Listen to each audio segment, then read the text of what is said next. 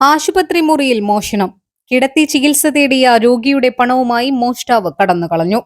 മോഷണം നടത്തിപ്പോകുന്നതിന്റെ CCTV ദൃശ്യം ത്രിമാക്സ് ലൈവിന് ലഭിച്ചു.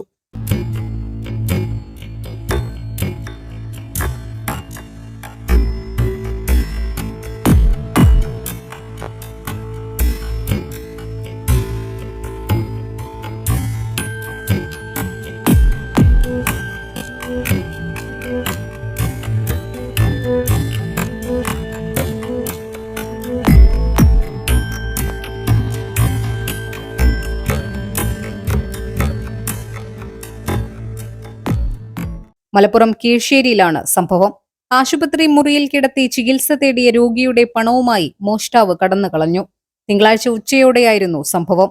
രോഗിയും കൂടെയുള്ളയാളും പുറത്തുപോയ സമയത്തായിരുന്നു മോഷണം.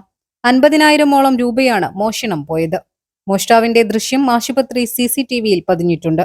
സംഭവത്തിൽ പോലീസ് അന്വേഷണം ആരംഭിച്ചു. News desk Trimax live.